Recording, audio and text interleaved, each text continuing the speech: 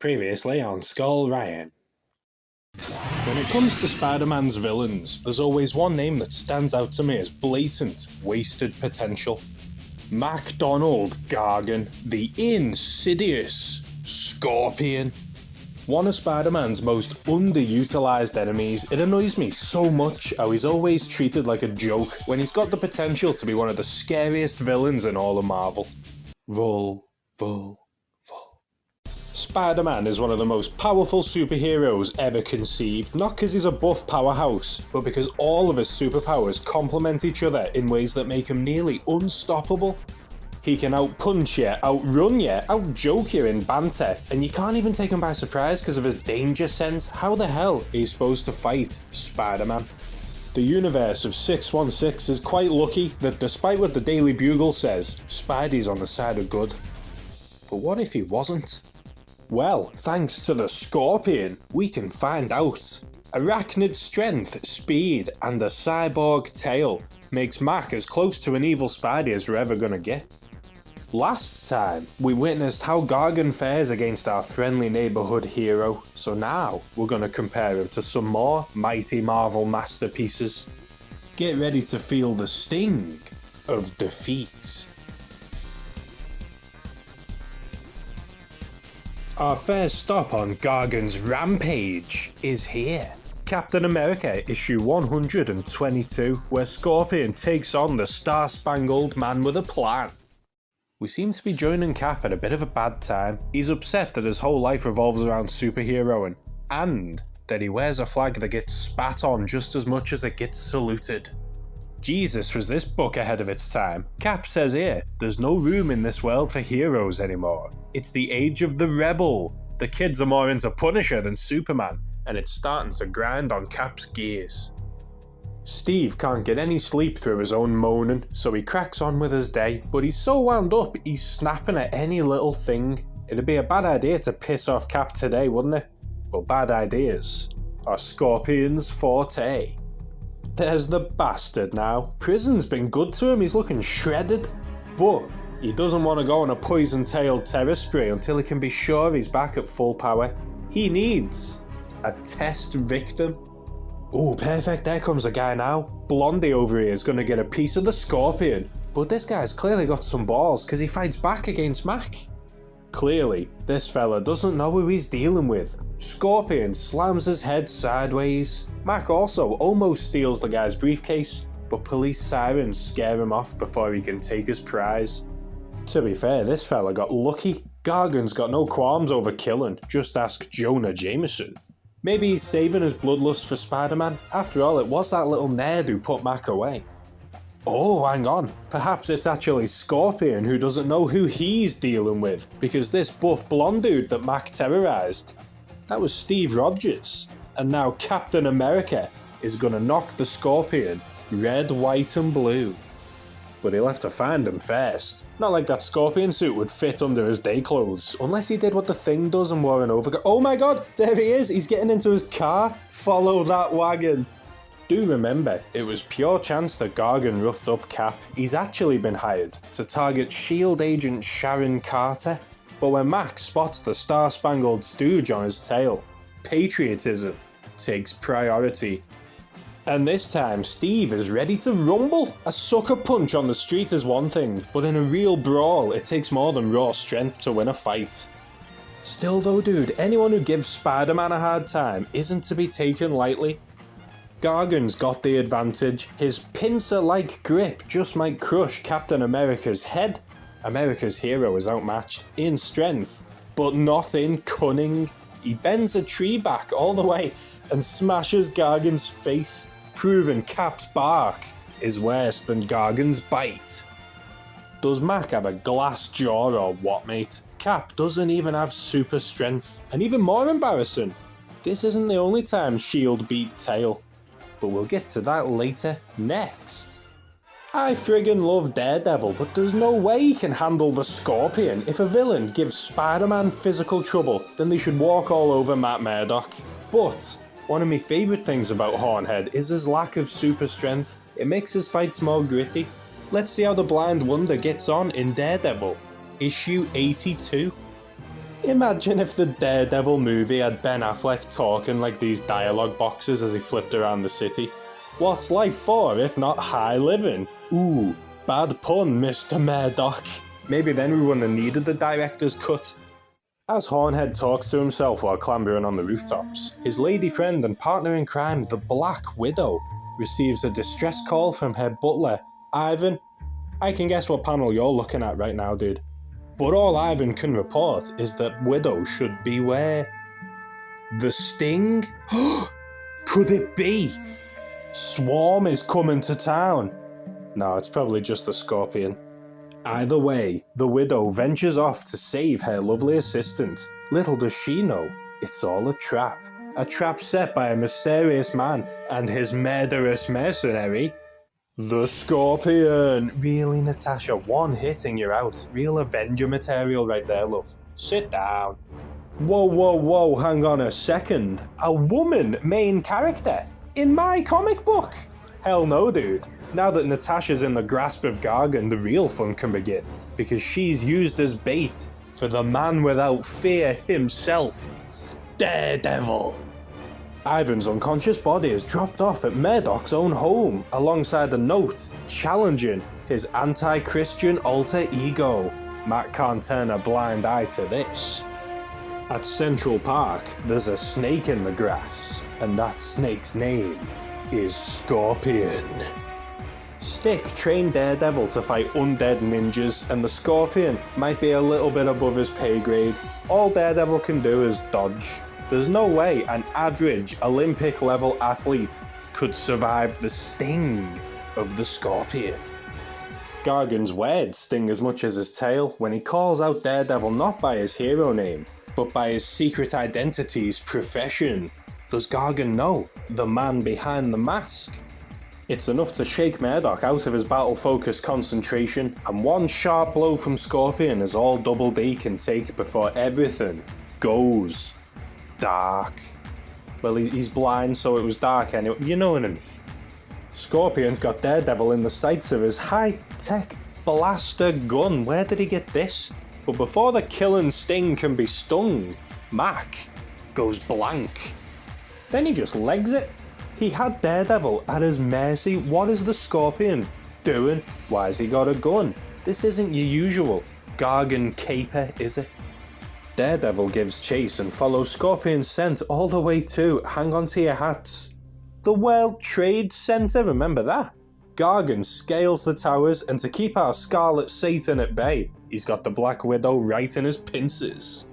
And Mac actually gets some respect to his name from Daredevil's inner monologue. Matt is a man without fear, but even he's cautious against the power of the Scorpion. It's quite difficult because I keep nearly saying Mac when I go to say Matt. These two characters shouldn't meet. The Daredevil silently rescues Natasha as Scorpion's heavy-handed fingers fumble the radio that his mystery boss had given him. Suddenly super powerful pincer fingers aren't so useful, are they, Gargan? Without the brains of this operation, Daredevil only has to deal with the muscle. But still, that muscle is the friggin' Scorpion, pal. Left alone against two heroes, Mac's nerves get the better of him. Gargan can't calm down long enough to form a plan as Daredevil attacks, praying that his mortal strength is enough to fell a titan like the Scorpion. In the end, Scorpion's defeated by his own nerves. He stumbles over the edge after a knock from Matt, and he's far too high-strung to save himself. Black Widow's web sails past the madman, and he falls all the way to the ground with a sickening splat. Check out this average Marvel citizen over here accusing the heroes of purposely killing Gargan. But mate, so what if they did?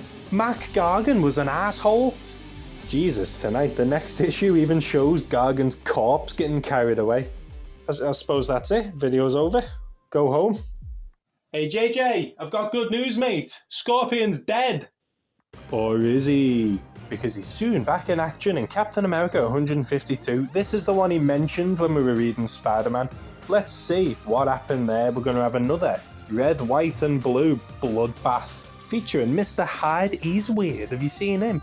Oh crap, wait, this is part 2.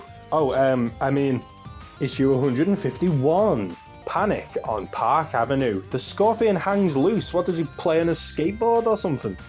Have I accidentally clicked back onto issue 122? Here's a familiar scene for you. Steve Rogers is sulking about something, while the Scorpion prepares to jump him from an alleyway. We just read this, didn't we? How's Hyde hiding behind this lamppost? The dude's huge. Round 2, pretty boy. But why are Scorpion and Hyde after Steve Rogers anyway? At this point, his identity is not public.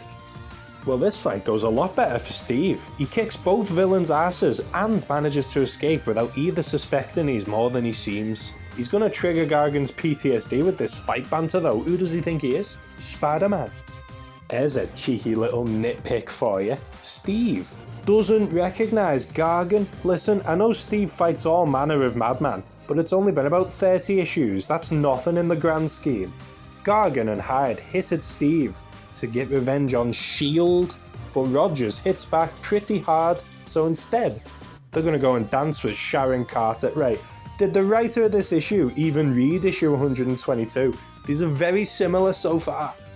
Steve asks his buddy the Falcon what he knows about the unlikely team up of Hyde and Scorpion, only to be told apparently both of them are legally dead. Both at the hands of Daredevil as well. Jesus Christ, Daredevil, dude.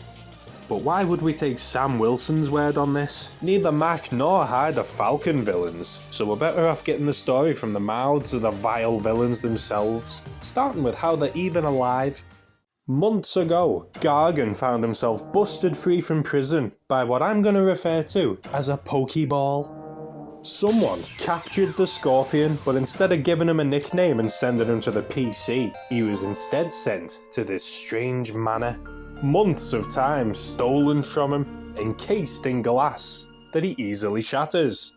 Hyde was there too. Mac busts the big bastard loose and they team up to figure out what the hell was happening.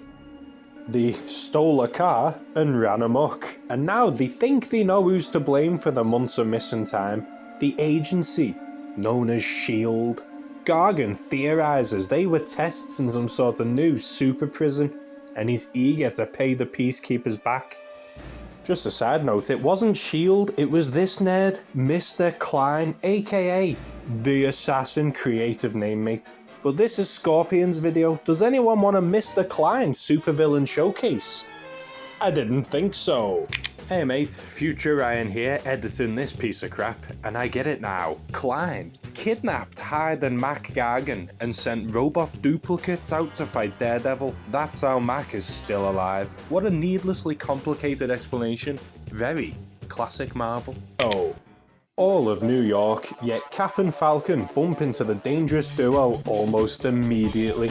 These two are friends of Nick Fury, so Scorp's got no problem tearing them apart as well. Captain America manhandles Hyde, but for God's sake, Gargan, the Falcon's kicking your ass. Falcon! Come on, dude, this is getting embarrassing. Mac and Hyde endure the superhero beatdown long enough. They hold the heroes at bay by holding Sharon Carter hostage. But sadly, Hyde does all the work. What's Mac doing at this moment in time, you ask? Crapping his green pants at the fury of the Falcon. Mate, a pissed off Spidey's one thing, but Gargan is now trembling at Sam Bloody Wilson. Unless he's just really racist, I wouldn't put it past him. It's a good thing Hyde is here, because this issue otherwise would have just been Gargan quivering in the corner. The evildoers take off with their hostage, leaving Captain America red, white, and yellow. Okay, now let's do 152. Hang on a minute, Gargan doesn't even make the cover. This is bold, dude, no respect. Then again, has he earned respect after what we've seen so far? Please, Scorpion, I'm begging you, do something cool. Rain drowns the New York night as Hyde, Gargan, and the captive Sharon Carter await their next battle with Captain America. But in the meantime, Hyde's got some more crime plates spinning. He's waiting for a shipment of chemicals to come in. But the guy handling Hyde's biohazards is sweated by the Falcon. Bloody hell, everyone's afraid of Falcon today, aren't they? The middleman sings like the fat lady.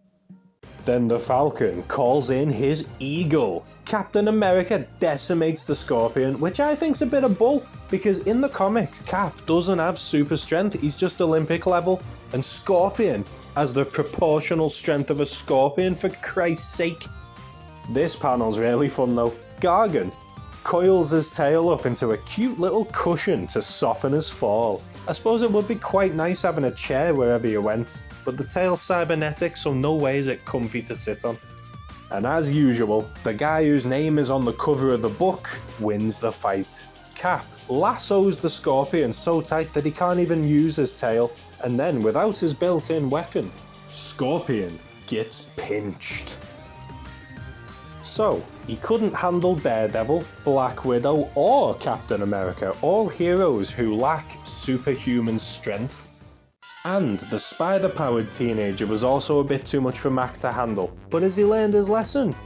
No mate, because now he's picking a fight with a cosmic-powered cutie, Miss Marvel issues 1 and 2, bringing back that timeless plot of murder and jolly Jonah Jameson. Hold the phone, mate, I've just noticed something. Remember when Daredevil issue 1 plastered Spidey on the cover to bait you into reading it? Miss Marvel's doing the exact same thing, but even worse, because now there's 4 Spider characters instead of 1. No way, dude, are they so shameless? New super hot superhero in town, Miss Marvel, makes her debut busting up this bank robbery. Seems a bit below her pay grade, until we see the mastermind behind the heist. Mac Gargan, you should know by now, the Scorpion. These thugs were just a distraction while Scorpion stole the dough, and now that he's got the money, his plan, involving a professor known as Corman, can truly begin. Meanwhile, Miss Marvel is almost arrested, I assume for public indecency, because this costume doesn't cover very much. Miss Marvel escapes into her civilian identity of Carol Danvers, and she returns to work at, get onto this, the Daily Bugle. Look, it's Jonah Jameson. JJ wants Carol to take over as the editor of the aptly named Woman magazine. And he wants an expose on the new superhero in town, pronto. Quick, Stan, how do we get people to buy our new book? Put Spider-Man in it. Spider-Man who was created by me and only me. Carol gets matey with Mary Jane Watson, and the true star of our show, the Scorpion, arrives at the home of his newest partner in crime. Professor Corman, this Dr. Zaius-looking dude, is a professional criminal arms dealer. He makes the gear for villains like Hydra, but he's looking for early retirement. I thought villain arming was the Tinkerer's job. In return for the stolen cash, he hands Gargan the key to his old storehouse. What is our green goon up to this time? Bloody hell, this is what Gargan should have been doing all along. He sneaks up on Jonah Jameson and clocks him good without warning. Just kill him now, Mac. You know what is the use? Bet you he ties him up to gloat or something stupid when he should just kill him now. Miss Marvel's cosmic awareness power warns her of Jonah's plight too late, but a visit to the Daily Bugle brings to light JJ's sordid situation with the Scorpion. Basically, she's got like a more powerful spider sense where she can focus and the universe tells her what she wants to know. And this cosmic consciousness clues her in on where Mac hangs his hat. Gargan's got JJ hanging over a vat of acid while he goes on and on about his origin story. What a waste of time. Of all people, Mac, Jonah already knows your life story. He wrote most of it himself, Gargan dude. Just kill him now before... Oh mate, too slow. Bloody superheroes out the arse in New York, and this time it wasn't even that spider punk. While Jonah rethinks his stance on superheroes, Miss Marvel beats the snot out of the Scorpion. She dodged his whip and tail with ease, and she breaks several teeth with a single punch. You see, Miss Marvel doesn't fight like a superhero, she fights like a soldier. She brutalizes Mac, even though Scorpion fights smart and tries to keep his distance. Once he's in her grasp, it's all over. She slams his dumb ass head first into a vat of acid. Scorpion's armor sizzles as he makes his panicked escape. Alright, so I'd understand now if he was scared of Miss Marvel, because this is a bit traumatizing. If Falcon had done this, I'd have understood. Miss Marvel issue 2 also has the Scorpion, but even the cover has him being Miss Marvel's bitch. The menace of Mac is long gone, I'm sad to say. Advanced Idea Mechanics must have stolen tech from the Freezer Force, cause Scorpion is patched up by a healing pod. But don't think this means he'll be best buds with AIM. In fact, he busts loose and rampages across the evil beekeeper's base. His body still burning in pain from his acid bath. Gargan stumbles loose. Like a rabid dog, he's gonna make New York burn with him. But sadly for Scorpion, the second fight goes about as well as the first for him. Mugged off by Miss Marvel, Mac gets minced. The fight's actually interrupted by this guy, and I've checked issue 3. Gargan just vanishes. Probably for the best, he got away before Marvel could choke him on his own tail. This panel here is the last we see of Mac, and it's a bit yellow where he just gets off in it. Do you think Mac Gargan's a bit of a coward? So did I, but then I saw this issue. I used to think the tail was compensating for something, but then I saw that Mac once had the balls to battle the Avengers. Even though all Gargan's done is lose to everyone, he's still rated high enough to be recruited into an all-new Masters of Evil thanks to the built-in popularity of being a Spider-Man villain. People love them, mate. Roll call. Tiger Shark, Scourge of Namor and Atlantis. The Scorpion, Spider-Man's most sinister stinger. Moonstone, Photon Blast and Alpha Bitch. Whirlwind, Ant-Man's Gale Force foe. And Egghead, also Ant-Man, Ant-Man's most cracked criminal. The new Masters of Evil are more like an evil entourage to Egghead, and for their first strike against law and order, they'll loot a local medical centre? How nefarious. We'll probably do a Whirlwind showcase eventually, but for now, all you need to know is he can't keep it in his pants. He's desperate to spin his meat inside Jan Van Dyne, the wonderful Wasp. But before he can skip Westcott Wasp, her buddy Hawkeye reminds Whirlwind that no means no. Lucky for this maelstrom molester, the Masters of Evil roll as a unit. Clint gets clunked and Wasp gets squished. Okay, Mac, now I think we might be in trouble. The roster changes so often that I can't just say the Avengers, but suffice to say this isn't Cap's kooky quartet the Masters are facing here. Wasp, Hawkeye, Thor, bloody She-Hulk. Looks like there's a reason scorpions don't hunt in packs. Mac was better solo it seems, and in this next tale, a tail? No way, what a pun. Scorpion wishes his tail was as sharp as my sensational wit. Hey, speaking of sensational, we've already seen Mac get squished by standard Peter Parker Spider-Man, but there's more than one Spider-Man nowadays, isn't there? Let's see how he does against Ben Reilly, the second man behind the mask. Spider-Man Unlimited, not the cartoon, issue 13. This is quite an interesting matchup because both Ben and Mac are copies of Spider-Man in different ways. They should get a coffee and talk about it. Oh hey Jonah, listen, we've been here before. This very video, in fact, Gargan is gonna shout at JJ until a superhero busts in and kicks his tail. Just you watch. The sting of conscience. How many times can we make a pun on the words sting and tail? 2 videos in, and I'm certainly running low.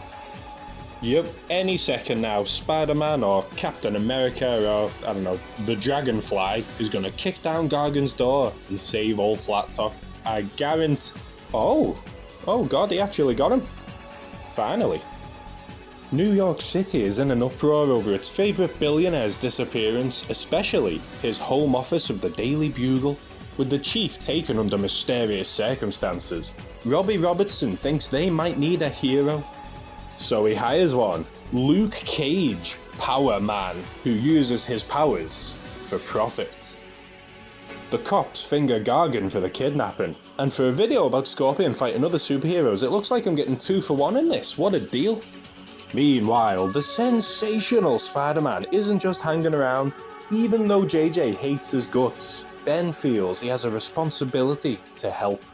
But his search for Scorpion comes to a stinging conclusion when Scorpion finds Spider-Man first. The cunning warrior attacks neither mind nor body, and Gargan is here to kill Jonah's heart, his wife, Marla. Good thing Spidey's around. Wait. We read Annual 18 last time, and I don't remember Marla being this banging. This is what we should have been getting all along. Gargan is the apex predator in this one. Spider-Man can joke all he wants, but Mac dominates this fight. He even stings Ben good with his deadly tail. Strangely, Scorpion claims that Mac Gargan is dead, and now he's gonna make Spider-Man join him in the afterlife. Twice, dude! Scorpion stings him twice because just like in Annual 18, Marley doesn't just run away, idiot. Spidey takes the shot intended for her, but Gargan isn't just packing a fancy knife nowadays.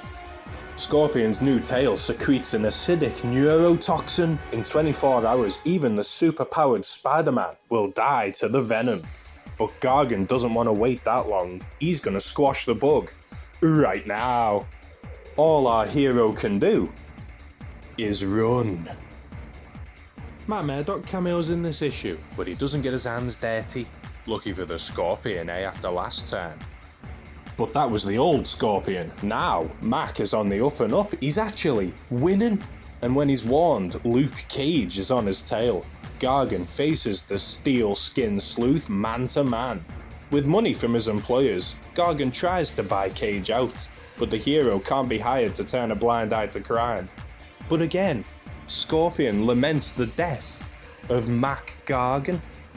Just because Cage can't be pierced doesn't mean he can't be rattled. Scorpion overpowers Power Man and even makes him bleed. Where's this Gargan been this whole video, mate? In fact, I genuinely believe the all-new Scorpion would have killed Luke here if not for that creepy crawly clown Spider-Man. The wall crawler talks tough, but he's on death's door himself thanks to Mac's neurotoxins. But still, he fights on. It's starting to look like Jonah Jameson didn't waste all his money funding the Scorpion, because even Spider-Man crumbles under Gargan's power. Ben only survives because Gargan retreats, not wanting to attract any Avengers at this delicate stage of his plan. Hardcore new Scorpion still has time for fun. He still does his tail spring thing that I absolutely love. Spidey and Cage were chumps compared to Gargan. But maybe the two chumps together can make heads of this tale. Spidey and Cage make a little deal. Ben hunts Gargan down, while Cage sleuths out an antidote to his poison, and Luke knows just the place to start looking. The poison in Ben's system eats away at him, but he refuses to give up. Marla wonders why Spider-Man would risk his life for Jonah, and the talk of power and responsibility puts the hero in a new light for her. And she gives Ben a clue when she wonders if Scorpion's belief of Mac Gargan's death represents his loss of humanity, and theorizes that he might be hiding where Scorpion was born, where MacDonald Gargan died. Luke Cage tracks down the architect of Scorpion's new gear, and he has a showdown of his own in order to secure the anti-serum to Mac's poison. But is it already too late? In the abandoned laboratory of Farley's Stillwell, Gargan prepares his final revenge against Jolly Jonah Jameson. JJ gets his second sting of the neurotoxin, but he defo doesn't have 24 hours left. Gargan's gonna do this one dirty. Dirty, like the lives of every scumbag Mac Gargan ever dealt with. The life of a private eye had tainted Mac long before he ever met Jonah. Seeing the worst that this city, that humanity, has to offer. Morality is just a lie for Jonah to sell newspapers. The only thing that matters to the Scorpion is power. But all that matters to Spider-Man is responsibility. The sensational web spinner leaps in for another round, despite the poison turning his veins green. Spidey at his peak wasn't enough to take on the animalistic Mac, so now, barely able to stand, Gargan can finally finish off his most hated foe. But then, Luke Cage, Iron Fist, and Misty Knight turn up. Ooh, so close, Gargan. That has got a sting. And they found the antidote. Get to drinking, Spidey, because even 3-on-1 won't tip the favour away from Scorpion. But the heroes for hire and their new unpaid intern Spider-Man overwhelm Mac just enough for his failsafe to kick in. The all-new, all-deadly Scorpion collapses in a heap, stung by his own greatest weapon. The neurotoxin in his new suit pumped right into Mac's black heart as a guarantee he can't be captured and questioned. The Scorpion himself, his own final victim.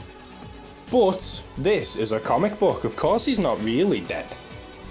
But mate, this is what I'm talking about. Gargan in this issue kicked ass. He won every fight he was in. He only lost because his suicide switch flipped prematurely. Gargan just made Luke Cage bleed. Finally some respect. It's looking like Mac is only treated right when he fights a Spider-Man. So to finish off, let's do one more.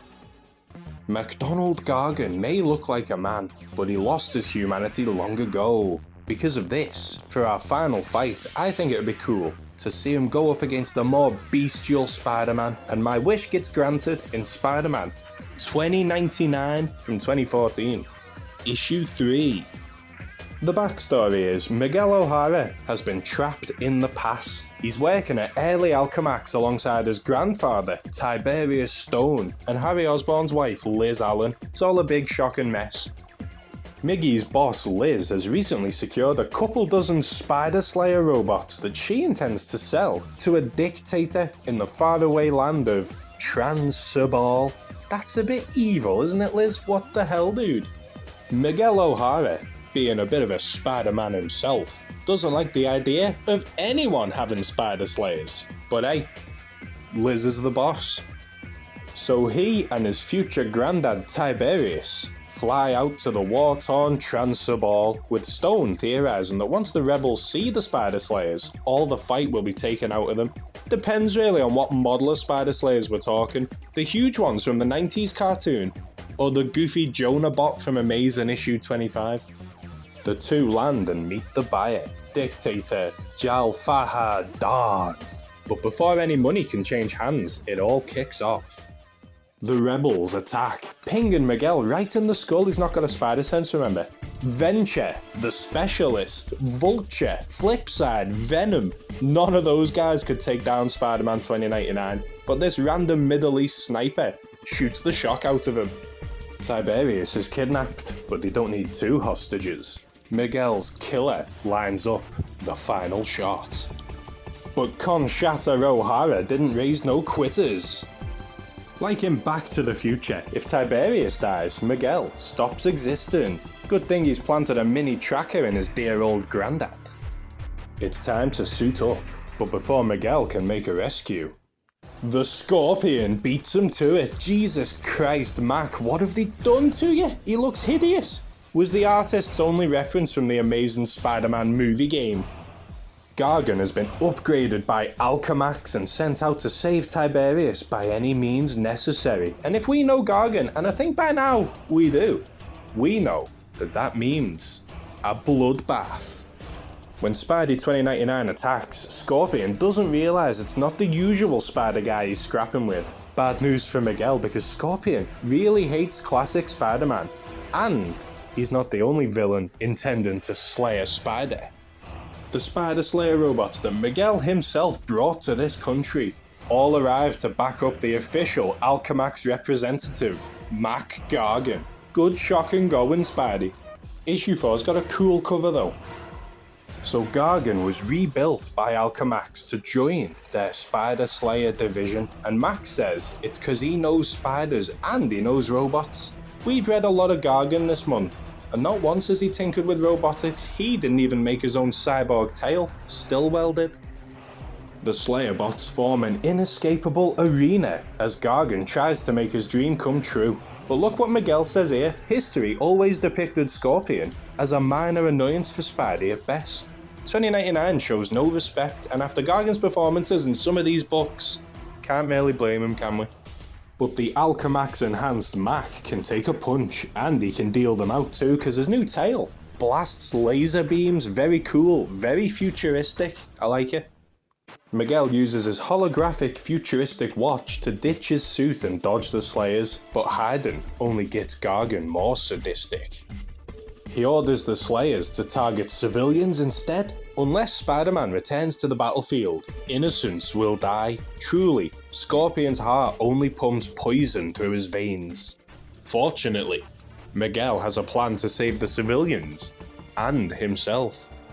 The crafty bugger chucks his holograph generating watch at Gargan, and thanks to the lovely Lila artificial intelligence, Gargan's wildest dream comes true. Lila displays Mac as the amazing Spider-Man, and the Slayers get to work doing their namesake.